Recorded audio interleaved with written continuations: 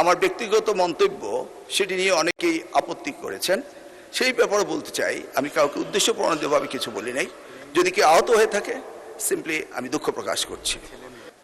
আজকের সংসদ ভবনের দিকে ছাত্ররা আসছে পরীক্ষা পেছানোর দাবিতে, সেই সম্পর্কে তিনি কথা বলেছিলেন। এই ব্যাপারে আমরা অনেক পর্যালোচনা করে দেখেছি। গতকালকে যে ফিজিক্স সেকেন্ড পেপার পরীক্ষা হয়েছে, হিসাব বিজ্ঞান এবং যুক্তিবিদ্যা, এই পরীক্ষার সময় বৃষ্টি ছিল, অনেকে ভিজেছে এবং পরীক্ষা সঠিকভাবে দিতে পারেনি, এই ধরনের কমপ্লেইন এসছে।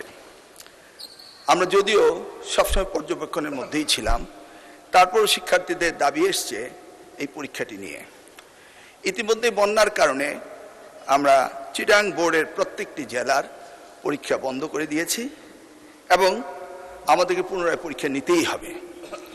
এই ক্ষেত্রে আমরা ভেবেচিন্তে দেখেছি যে চিটাগাং বোর্ডের পরীক্ষা আরেকটি প্রশ্নপত্রের সেটে যখন আমরা নিতে যাব ফিজিক্স সেকেন্ড পেপার, যুক্তিবিদ্যা এবং হিসাব বিজ্ঞান, সেই সময়ে আমরা এই পরীক্ষাটি পুনরায় নেওয়ার ব্যবস্থা করতে পারবো ইনশাআল্লাহ।